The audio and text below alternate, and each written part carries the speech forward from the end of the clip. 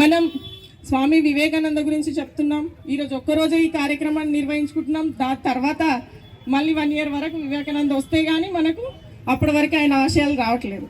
కానీ నేను కోరుకునేది ఒకటే, ఆయన స్ఫూర్తి, ఆయన ఏదైతే మన భారతదేశ ఔన్నత్యాన్ని, సంస్కృతిని, సాంప్రదాయాన్ని ఇతర దేశాలతోని పోటీపడి మన దేశానికి ఉన్నటువంటి ఔన్నత్యాన్ని చాటారో, ఆయన అడుగుజాడల్లో మనం కొంచెమైనా కొంచెమైనా ఉండి మనం ఈ రోజుల్లో ఈ సమాజంలో మన దేశాన్ని కాపాడుకోవాల్సినటువంటి అవసరం ఎంతైనా ఉందని చెప్పేసి తెలియజేస్తున్నాను.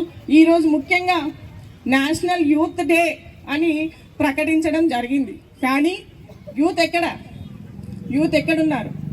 Youth main, youth national youth day అన్నప్పుడు యూత్ అందరూ తాండూరులో చాలామంది యువకులు ఉన్నారు, చాలామంది యూత్ ఉన్నారు. ఆయన ఆదర్శంతో ముందుకు నడిచి ఈ కార్యక్రమాన్ని మేమే నిర్వహిస్తాం, ఈ రోజైనా మేము ఆయన్ని గుర్తు చేసుకుంటామని యూత్ కూడా తరలి రావాలని చెప్పేసి మరొకసారి కోరుకుంటున్నాను. అలాగే స్వామి వివేకానంద గారు చాలా చిన్న వయసులో 39 సంవత్సరాలకే మరణించడం జరిగింది. కానీ ఆయన చిరస్మరణీయులు. ఈరోజు 90 years 80 years చనిపోయినా కానీ ఆయనను గుర్తు చేసుకునే రోజులు చాలామందిలో లేవు, ఎంతోమందికి.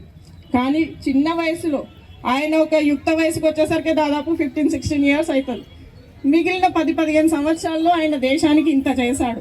ఆయనను ఇంత గుర్తు చేసుకుంటున్నామంటే ఆయన చిరస్మరణీయుడు. ఈ సూర్యుడు చంద్రుడు ఎప్పటి వరకు ఉంటాడో అప్పటి వరకు స్వామి వివేకానంద గారు ఉంటారని చెప్పేసి మరొకసారి తెలియజేస్తున్నాం.